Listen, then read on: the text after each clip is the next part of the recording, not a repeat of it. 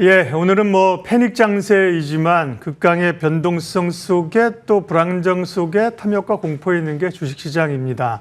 돈이 모이는 곳의 전략, 머닝 전략, 시장 흐름 분석하고요. 또 섹터 이야기, 종목 이야기. 오늘은 염정 인덱스 자산운용 주식운용본부 이사 함께하겠습니다. 이사님 어서 오십시오. 네, 안녕하세요. 네, 극강의 변동성의 구간인데요. 우리 지수 코스피랑 코스닥 차트를 시간대별로 좀 보여줄 수 있으십니까? 네, 보면 예, 낙폭을 좀 좁혀오면서 지금 이 정도 좁힌 것이 큰 위안은 안 되지만요. 우리가 코스피가 4.6, 코스닥이 3.7, 일본 같은 경우도 니케이도 8%까지 밀렸는데 지금 6%대로 낙폭을 그나마 조금 좁혀옵니다. 말씀드린 것처럼 이 정도 좁힌 걸로 안정감은 느낄 수 없지만 초반에 이제 매도 물량들은 이제 제법 시장이 소화했다 이렇게 볼 수 있는 거고요. 시장 키워드 보면서 염정 이사님과 얘기하도록 하겠습니다. 오늘은 시장 얘기는 안 할 수가 없죠. 보통은 저희가 섹터나 종목 이야기를 이 코너에 집중하는데 지금은 그럴 분위기보다는 시장을 봐야 돼서요. 소위 블랙 먼데이가 오는 상황이고 우리 시장이 충격을 강하게 받고 있는데 전망은 어떠신지 전략은 어떠신지 결국 두 가지를 들어야죠. 네, 좀 어려운 시장입니다. 네. 이제 지난주에도 사실 한 차례 하락 장세가 나왔습니다만은 오늘 같은 경우에 사실 시장 충격이 조금 더 컸다라고 좀 보고 있고요. 미국 시장 같은 경우에도 지난 금요일장 그리고 오늘의 이제 선물 시장까지도 이제 하락이 추가되면서 우리 시장이 일단 장 초반 이에 대한 충격은 벗어날 수는 없는 상황인데요. 상대적으로 우리 시장은 지난주 금요일장에서는 잘 버텨줬습니다. 그런 부분에서 우리 시장 오늘도 사실 좀 버텨줄 거라고 예상했지만 일단 대형주들의 특히나 주도 섹터들의 이제 급락이 나오는 상황이고요. 다행히 지금 코스닥 쪽에서는 일부 2차 전지 종목들이 조금씩 이제 양봉으로 움직이면서 지금 하락폭은 이제 다소 조금은 좀 메우면서 추가적인 하락이 나오지 않는 상황이다라고 좀 볼 수 있겠고요. 오늘 같은 경우에는 개인들을 제외하고 외국인과 기관은 모두 다 매도로 보여줬고요. 외국인 같은 경우에는 지난주 그리고 지난주에도 이미 현선물에서 구조 넘는 매도세를 보여줬다라는 부분이 오늘 어느 정도의 이런 매도폭이 또 확대될 수 있는지에 대한 부분 체크해야 될 것 같고요. 오늘은 이제 얼마나 좀 낙폭을 줄이면서 마감을 할 수 있느냐에 대한 부분 좀 중요하다라고 좀 볼 수 있겠습니다. 트럼프 대통령에 대한 미국 내에서의 반발 심리도 좀 커지고 있는 상황이다라고 보기 때문에 이 관세 정책에 대한 부분을 좀처럼 좀 꺾지 않고 있거든요. 그에 대한 부분이 하지만 더 이상 여기서 더 세게 나갈 수는 없을 거다라는 부분에서 일단 관세에 대한 리스크로 인해서 단기적인 이런 시장 충격은 이번 주 내는 일단 그래도 마무리라기보다 그래도 충격에 대한 부분은 다소 완화되지 않을까라고 좀 조심스럽게 전망하고 있습니다. 네. LG 에너지 솔루션의 실적이 발표가 됐네요. 예. 1분기 영업이익이 3,747억 원. 매출은 6조 2,600이고요. 영업이익이 또 중요하게 보니까 3,747억 원입니다. 컨센을 시장의 추정치들을 조금 상회한 걸로 나오고 있고요. 상대적으로 LG엔솔은 2차 전지 중에서 그래도 상대적으로 실적이 이제 괜찮은 쪽이니까요. 사실 여타 기업들은 또 안 좋긴 하죠. 어쨌든 2차 전지 조금 낙폭을 줄이고 있다는 말씀 하셨는데 마침 LG에너지 솔루션 실적이 나왔고요. 네. 자, 그러면 이제 섹터를 봐야 되는데요. 네. 오늘의 일단 시장 충격이 있는 건데 그 가운데서 반도체나 그렇죠. 이런 대형주들이 밀리니까 지수가 당연히 밀리는 것들이고 이런 흐름들 속에서 또 어느 쪽이 더 충격을 많이 받고 상대적으로 충격을 덜 받는 섹터들이 요즘 좀 올라갔잖아요. 이 흐름이 좀 소위 태풍이 지나가고 나면 섹터별 흐름은 어떻게 될 것인가 이걸 좀 미리 좀 우리가 생각을 해놓고 있어야 될 것 같아요. 네.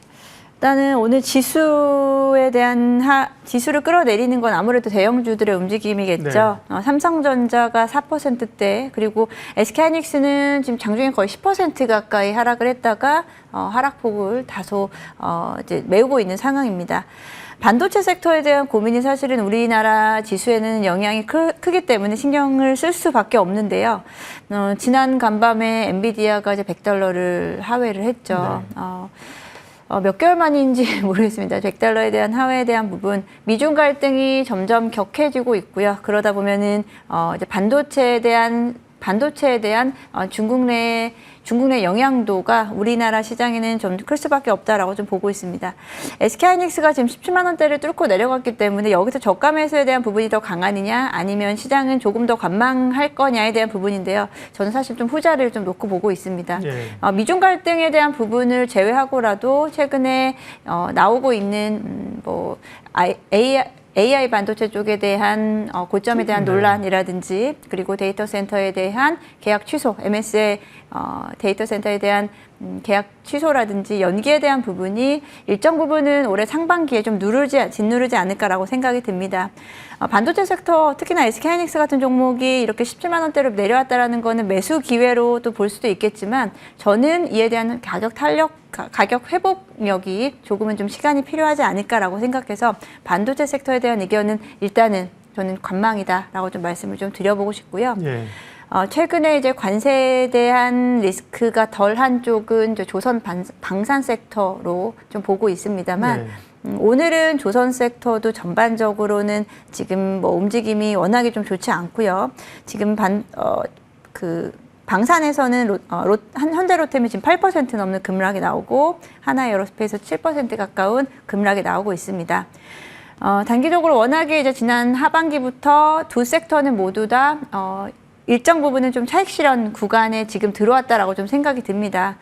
최근에 3월 달에 시장을 보게 되면은 조선 섹터가 일정 부분을 조정을 받았습니다만 다시 재차 반등을 하고 하면서 여기서 일단은 좀 더 이상 상단을 뚫고 올라가지 못했었거든요. 그래서 지금은 일부 시장을 지금 외국인들이라든지 일부 뭐 기관들도 시장을 바스켓으로 좀 팔고 있는 상황이기 때문에 지금 나올 수 있는 어떻게 보면 빠져나올 수 있는 구간이 조선하고 방산 섹터다라고 좀 보고 있습니다. 그래서 일부 좀 조정 구간이 좀 나타나지 않을까라고 생각해서 마찬가지로 네. 저는 두 섹터 모두 다 지금은 적극적으로 매입할 수 있는 시기보다는 네. 조금은 관망해야 되는 시기가 아닌가라고 생각합니다. 그러게 말씀하신 것처럼 반도체나 방산이나 이제 전부 다 가격이 싸졌으니까요. 네. 용기를 내볼 수 있지만 들어갈 상황은 또 아니라고 보신 거. 그러면 세 번째 주제가 이제 답이 나올 것 같습니다. 네. 그러면 지금 같은 상황에서 이 포트폴리오 섹터를 어느 쪽으로 조금 더 집중하거나 소위 이제 트랜스해서 갈 것이냐라는 그렇죠. 건데요. 네. 주목해볼 이제 섹터는요. 네. 섹터 전략. 시장에서도 답을 보여주고 있는 것 같습니다. 일단은 뭐 시장에서는 지난주부터 계속 이제 방송에서도 이야기했는데 이제 불행 중 다행인 섹터가 수출 비중이 적은 섹터죠. 적은 네. 종목들 같은 경우가 오히려 시장에서의 지수 대비 오히려 좀 하방 경직성을 보여주고 있는데요. 내수 비중이 높은 종목들이라고 한다면 우리나라 인터넷 관련주, 오늘 같은 경우에도 뭐 카카오 같은 종목은 지금 양봉으로 흐름을 바꾸고 있는 상황이다라고 좀 말씀드릴 수 있겠고요. 그리고 이제 내수 비중이 높은 섹터로 본다라고 하면은, 그러니까 매수 비중이 높다라기보다 아직 수출을 보여주고 있지 못하는 종목들 중심으로 시장 흐름이 좀 나타나고 있다라고 보고 있습니다. 일부 종목들은, 말씀드렸듯이 네이버와 카카오 등을 대표적으로 좀 들 수 있겠고요. 상대적으로 오늘도 낙폭을 좀 최소화하고 있는 모습을 나타내고 있고요. 여기서 뭐 AI 소프트 관련주라든지, 그리고 추가적으로 좀 말씀드리면 오늘은 뭐 신세계 같은 종목, 최근에는 유통주라든지 내수 비중이 높은 종목들 일단은 시장에 대한 방어주로 움직임이 나타나고 있습니다. 저는 그것보다는 사실 조금 더 현실적으로는 중국 관련주가 오늘 최근에 더 좋게 보고 있는데요. 네. 중국 관련주라고 한다면 아무래도 한한령 해제에 대한 기대감 있는 종목들, 지난주에도 이제 엔터주들, SM이라든지 관련 종목들은 시장의 어려움에도 불구하고 상승 마감을 했는데요. 오늘은 좀 조정을 받고 있습니다만 여전히 이제 엔터주 그리고 일부 중국 비중을 높일 수 있는 화장품 섹터라든지 그리고 미용 의료기기 종목들은 오히려 이렇게 주가의 조정이 매수 기회로 잡을 수 있지 않나라고 좀 생각하고 있고요.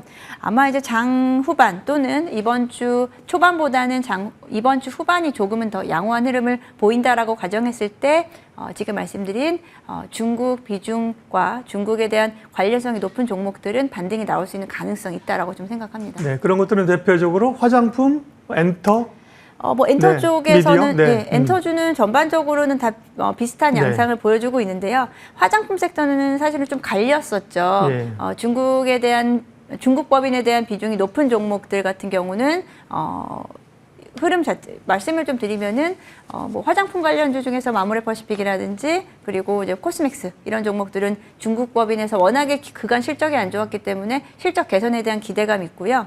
또 화장품 종목에서는 지금 좀 다른 궤를 가지고 있지만 미국의 생산 설비를 가지고 있는 종목들은 지난주에 흐름이 괜찮았었거든요. 대표적으로 뭐 코스맥스, 코스메카 코리아, 한국콜마 이런 종목들은 미국 내에서 생산 설비를 이미 기 확보한 상태이기 때문에 관세에 대한 리스크가 상당히 좀 줄어드는 종목 쪽으로 보시면 좋을 것 같습니다. 네. 오늘 머닝 전략이었습니다. 오늘은 뭐 상황이 상황이니만큼 구체적으로 특정 섹터나 종목을 집중적으로 분석할 수 없는 상황이고요. 네. 시장에 대한 전략들, 그다음에 섹터 흐름들이 이 흐름 이후에 이제 어디에 집중해야 되는지 그런 쪽으로 주목해 봤습니다. 인백스 자산운용 염정 이사님 함께 했습니다. 고맙습니다. 네, 감사합니다.